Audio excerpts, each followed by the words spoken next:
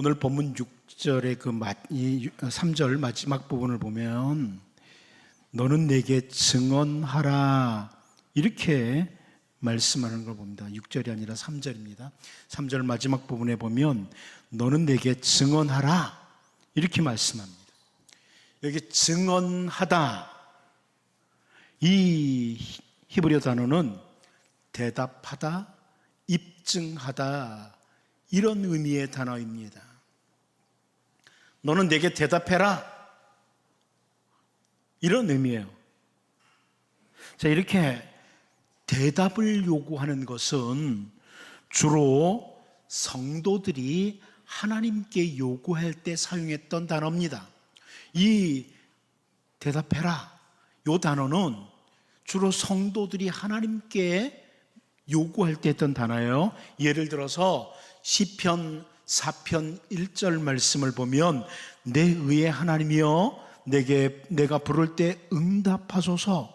곤란 중에 나를 너그럽게 하셨사오니 내게 은혜를 베푸사 나의 기도를 들으소서. 여기 응답하다, 응답하소서 이 단어가 같은 단어예요. 대답하다. 그러니까 주로 사람이 하나님께 이렇게 하죠. 기도를 드리는 다윗이 자기의 기도에 대답해달라, 응답해달라 이렇게 요청하는 겁니다. 우리가 참 잘 아는 선지자 엘리야도 마찬가지죠. 열왕기상 18장 37절에서 여호와여 내게 응답하옵소서, 내게 응답하옵소서. 이 백성에게 주 여호와는 하나님이신 것과 주는 그들의 마음을 되돌이키심을 알게 하옵소서 하며 할 때 여기 응답하옵소서, 하나님 대답해 주세요, 하나님 반응해 주세요 이런 표현이죠.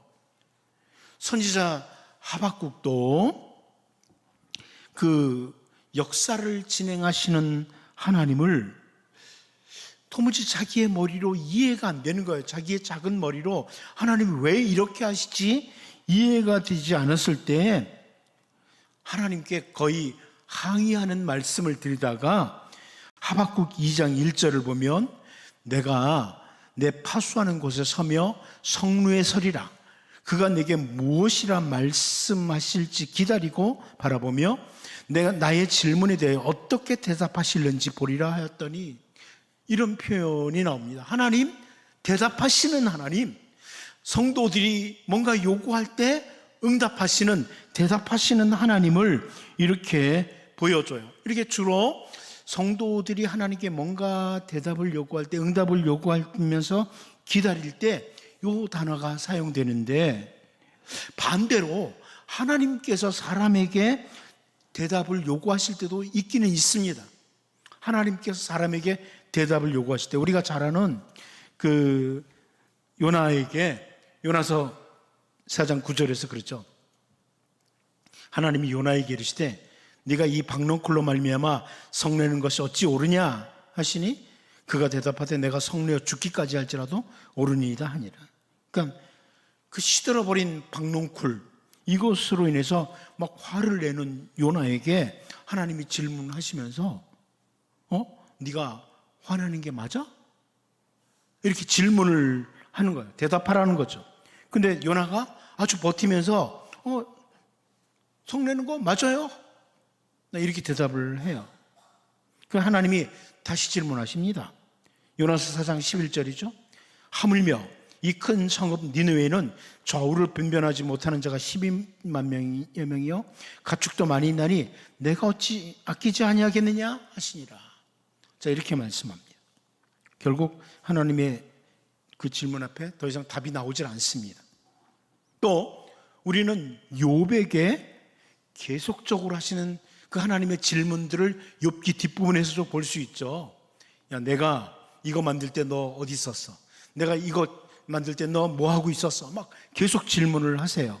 그리고 욥기 38장 2절 3절을 보면 무지한 말로 생각을 어둡게 하는 자가 누구냐?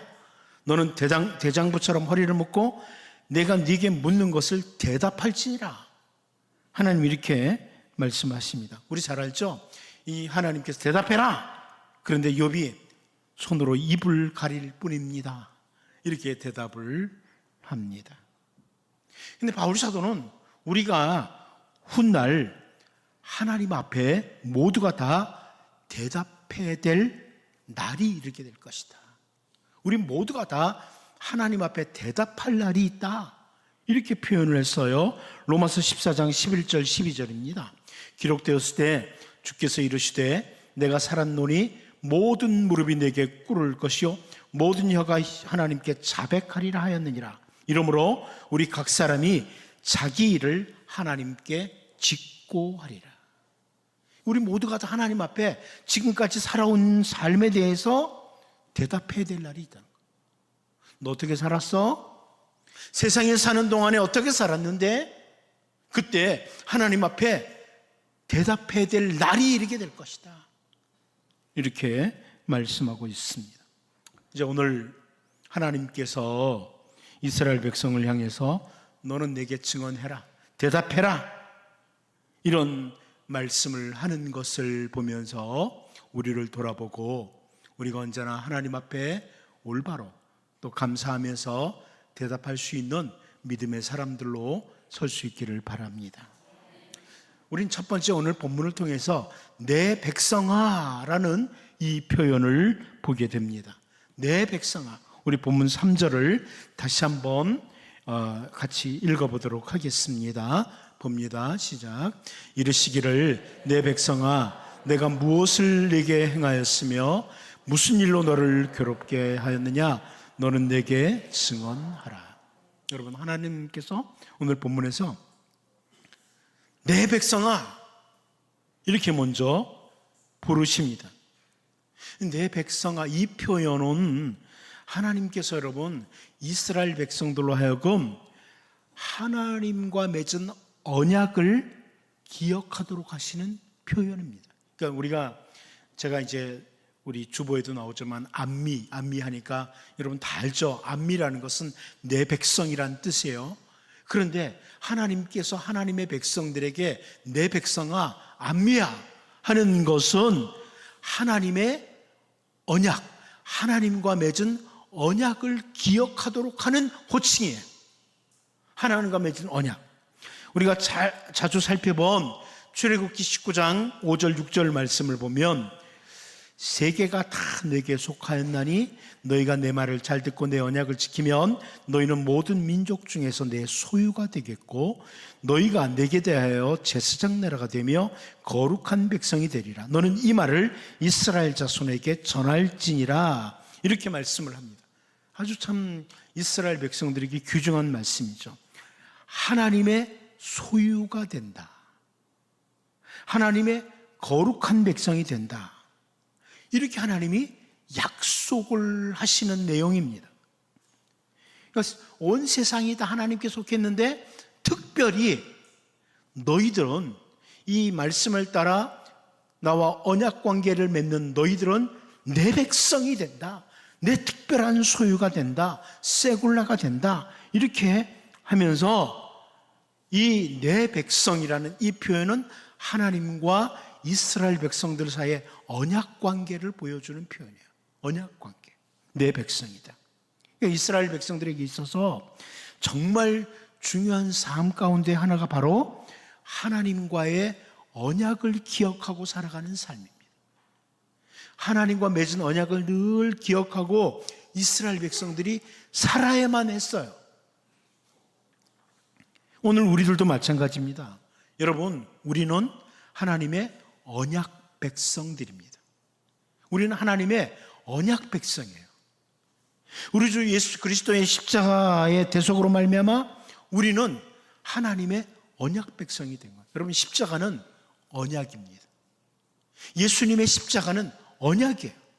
예수님이 십자가에 달려 죽으셨는데 그 십자가를 믿는 사람, 그 십자가의 도를 받아들이는 사람은 하나님의 자녀가 된다는 겁니다. 이건 약속이에요. 하나님과 맺은 언약입니다. 십자가는 언약이에요.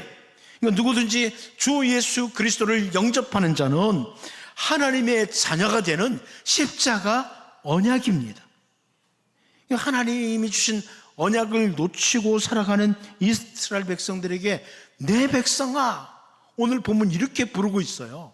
선지자 미가를 통해서 내 백성아 이렇게 부르시는 하나님의 음성, 그러니까 언약을 놓치고 살아가는 언약 백성들, 이스라엘 백성, 언약을, 하나님과 맺은 언약을 놓치고 살아가는 하나님의 언약 백성들을 향해 하나님께서 내 백성아, 이제 뒤에 보면 또 나옵니다. 내 백성아. 그런데 이렇게 내 백성아라고 부르는 것은 바로 하나님께서 하나님과 맺은 언약을 상기시키도록 하는 이런 것이라는 것을 기억하고, 우리들도 늘 예수님의 십자가로 말미암아 내가 바로 하나님의 자녀, 하나님의 언약 백성이 되었다, 이것을 놓치지 않고 살아가는 이런 은혜가 있기를 바랍니다.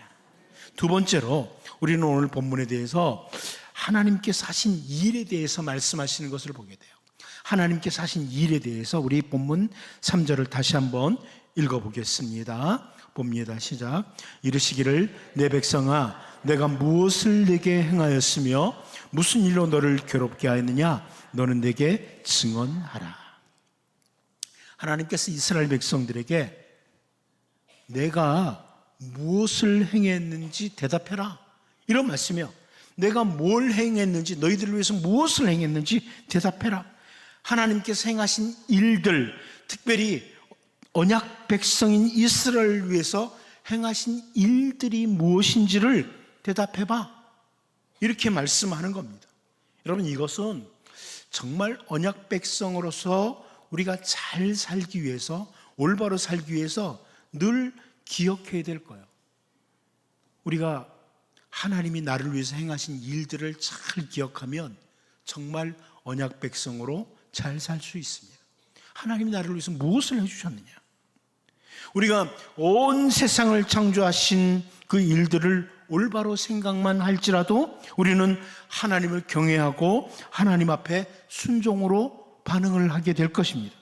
그런데 더 나아가 택한 백성인 나를 위해서, 언약 백성인 나를 위해서 행하신 일들을 정말 잘 생각한다면, 하나님이 나를 위해서 행하신 일들을 잘 생각하면 우리는 하나님 앞에 올바로 반응하는 이런 백성이 됩니다. 올바로 응답하는 이런 자들로 서게 될 것입니다.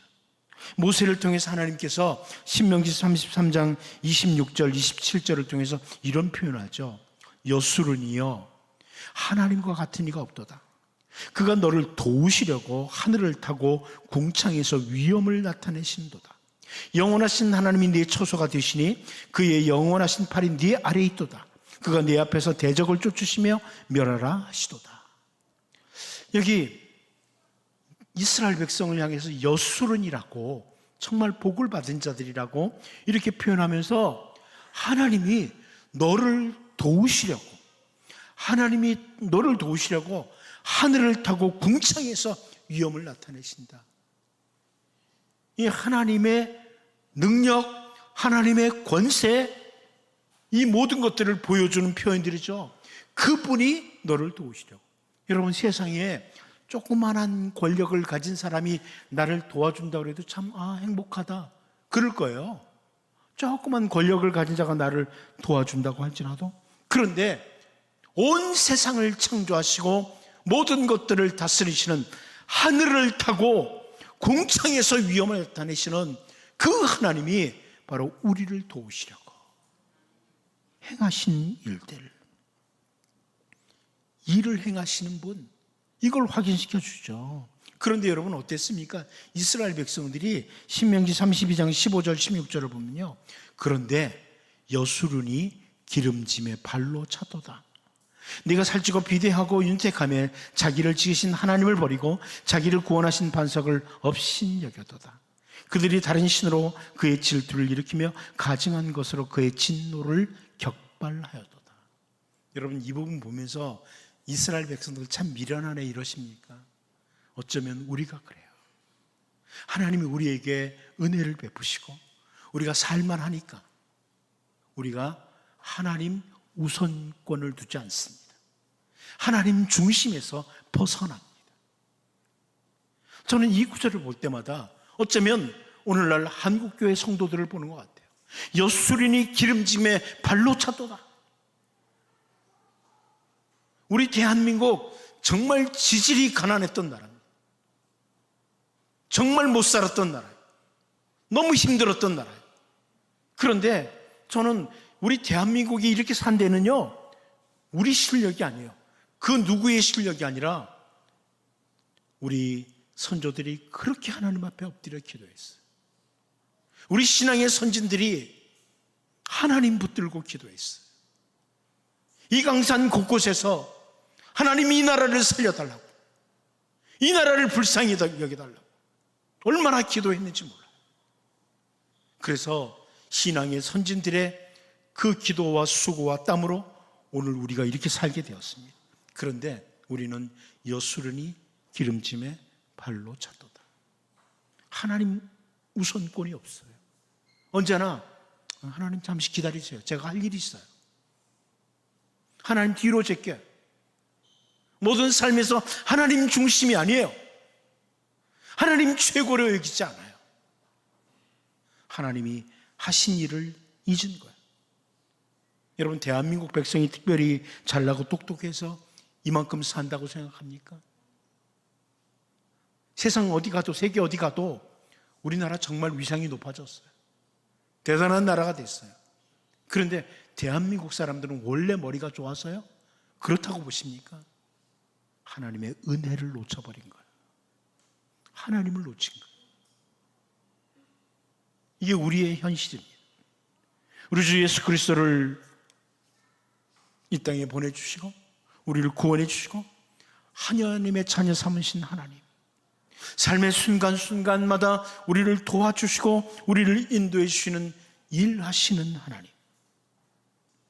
그런데 세상에 아무것도 아닌 것들에게 사로잡혀서 하나님께서 행하신 일들을 놓쳐버린 현대 그리스도인들, 어쩌면 선지자 미가 때의 이스라엘 백성들과 참 비슷합니다. 하나님께서 선지자 미가 때 이스라엘 백성들에게 내 백성아, 내가 무엇을 행했는지 대답해라, 이렇게 말씀하신 것 기억하고, 여러분, 하나님께서 나를 위해 행하신 일, 우리 가정을 위해서 행하신 일, 우리 조국을 위해서 행하신 그 모든 일들을 기억하고 하나님 앞에 올바로 반응하는 이런 주의 백성들 될 수 있기를 바랍니다. 마지막 한 가지 더 봅니다. 하나님이 대답을 요구하시는데 괴로움이냐 행복이냐, 이걸 질문하십니다. 괴로움이냐 행복이냐. 우리 본문 3절을 다시 한번 읽어보겠습니다. 같이 보겠습니다. 시작. 이르시기를 내 백성아, 내가 무엇을 내게 행하였으며 무슨 일로 너를 괴롭게 하였느냐, 너는 내게 증언하라. 여러분, 여기 보면 무슨 일로 너를 괴롭게 하였느냐, 괴롭히다, 괴롭다, 이런 표현을 쓴대요. 이 괴롭다는 히브리 단어는 피곤하다, 몹시 싫어하다, 기진하다, 이런 의미의 단어입니다. 하나님께서 주신 것들, 어떤 것들이 너를 지치게 했느냐, 너를 피곤하게 했느냐, 너를 실증나게 했느냐, 이런 의미예요. 하나님이 이스라엘 백성들에게 주신 그 어떤 것이 너희들로 하여금 지치게 만들었느냐, 너희를 피곤하게 만들었느냐, 너희로 하여금 실증나게 만들었느냐, 이런 의미예요. 여러분, 선지자 말라기를 통해서 제사장들을 책망했던 말씀 중에 말라기 1장 13절 말씀을 보면 이런 말씀 나오죠. 만군의 여호와가 이르노라, 너희가 또 말하기를 이 일이 얼마나 번거로운고 하며 코웃음치고 훔친 물건과 저는 것 병든 것을 가져왔느니라. 너희가 이같이 봉헌물을 가져오니 내가 그것을 너희 손에서 받겠느냐, 이는 여호와의 말이니라. 여러분, 여기 번거롭다, 이 단어가요, 고통스럽다, 괴롭게 하다는 이런 단어입니다. 제사장들에게 묻는 겁니다. 이스라엘 백성들이 계속 드리는 제사예요. 아침 저녁 드리는 상번제 있습니다. 계속해서 백성들이 제물을 가져오니까 제사를 드리겠죠. 그랬더니 이거 너무 고통스럽다, 이거 너무 번거롭다, 이거 우리를 괴롭게 하는 거다, 이러면서 올바른 제사를 하지 않았다는 거예요. 이 선지자 말라기를 통해 지적하는 겁니다. 그런데 하나님께서 모세를 통해서 제사 제도를 설명해 주셨고, 제사 제도를 주신 것, 이것은 괴로운 일, 번거로운 일이 아니에요. 쉽게 넘어지고 범죄하고 하나님으로부터 멀리 떠남으로 불행해질 수밖에 없는 그 백성들을 위해서 하나님께서 세워주신 은혜로운 제도가 제사 제도입니다. 하나님이 은혜로 제사 제도를 주신 거예요. 여러분, 레위기를 읽으면서 정말 레위기를 깊이 읽는 사람들은 하나님의 은혜를 경험해요. 이렇게 하나님이 우리를 위해서 제사 제도를 세워주셨구나, 이것을 확인하게 돼요. 그런데 이 제사 제도가 번거롭다는 거예요. 우리를 괴롭힌다는 거예요. 우리를 고통스럽게 만든다. 이게 선지자 말라기 때 제사장들의 표현이죠. 율법의 말씀을 우리에게 주셨어요. 하나님의 말씀을 주셨는데, 이 하나님의 말씀은 우리에게 귀찮게 하고 번거롭게 하고 괴롭히기 위해서 주신 게 아니에요. 여러분, 신명기 10장 13절 말씀을 보면 내가 오늘 내 행복을 위하여 내게 명하는 여호와의 명령과 규례를 지킬 것이 아니냐 그럽니다. 모세는 분명히 선포합니다. 하나님이 주신 명령과 규례들, 하나님의 말씀들은요, 바로 우리의 행복을 위해서 주신 거예요. 여러분, 하나님의 말씀 우리의 행복을 위해서 주셨습니다. 여기에 진짜 아멘 하셔야 돼요. 하나님의 말씀은 우리의 행복을 위해서 주신 것이지 우리를 괴롭히고 우리를 하금 번거롭게 하고 우리를 힘들게 하기 위해서 주신 게 아니에요. 가끔 어떤 분들이 그러죠. 하나님의 말씀대로 어떻게 다 살아? 힘들어. 말라기 시대의 제사장들과 똑같은 표현인 겁니다. 하나님께서 우리에게 주신 말씀들, 그리고 해야 할 사명들, 우리 괴롭히려고, 우리 번거롭게 하려고, 힘들게 하려고 주신 게 아닙니다. 여러분, 사명 회피하고 싶죠? 그런데요, 사명은 괴롭히려고 주신 게 아니에요. 조금만 더 산 뒤에 요단강물 건너가면 알 거예요. 조금만, 얼마나 더 살겠어요 우리가. 근데 조금 더 산 뒤에 요단강물 딱 건너가면, 와, 그 사명 괴롭히려고 주신 게 아닌데 왜 사명을 회피했던가? 내가 왜 사명을 수행하지 않았던가? 땅을 치고, 그땐 땅도 없겠지만 땅을 치고 후회도 소용이 없습니다. 괴롭히려고 주신 게 아니에요. 우리의 행복을 위해서 주셨습니다. 말씀도 제사제도도 그 모든 것도 우리의 행복을 위해서 주셨다. 여러분, 오늘 선지자 미가를 통해서 하나님께서 하시는 말씀입니다. 내가 너희들에게 준 것들이 너희들에게 괴로움을 주었느냐고 대답해봐라. 어쩌면 오늘 우리들이 정말 감사해야 되고 행복해야 되고 주님 기쁨으로 수행해야 하겠습니다, 이런 것들을 잘못 판단하도록 사탄의 유혹에 속아 넘어서 도망하고 피하고 안 하고 힘들어하고 이런 자리인지 모릅니다. 다시금 생각을 바로 하고 하나님 앞에 올바로 대답하는, 올바로 반응하는 이런 주의 백성들로 살 수 있기를 바랍니다. 기도합니다. 하나님 아버지, 하나님이 주신 언약을 놓치고 그저 하나님 세상에 매여서 살아가는 이스라엘 백성들에게 내 백성아라고 부르시는 하나님, 십자가로 말미암아 하나님의 언약 백성 된 것 놓치지 않게 도와주시고, 하나님이 바로 나를 위해 행하신 일들을 늘 기억하고 올바로 반응하게 하시고, 하나님 우리에게 주신 모든 것들 예배하며 기도하며 주의 말씀을 따라 사명 수행하는 이 모든 것들 번거롭고 귀찮게 여기는 어리석은 자가 아니라 이 모든 것들에 감사하며 행복을 위해서 주신 것이라는 것을 기억하고 신실하게 수행하는 주의 백성들 되게 하여 주옵소서. 예수님의 이름으로 기도하옵나이다. 찬송가 290장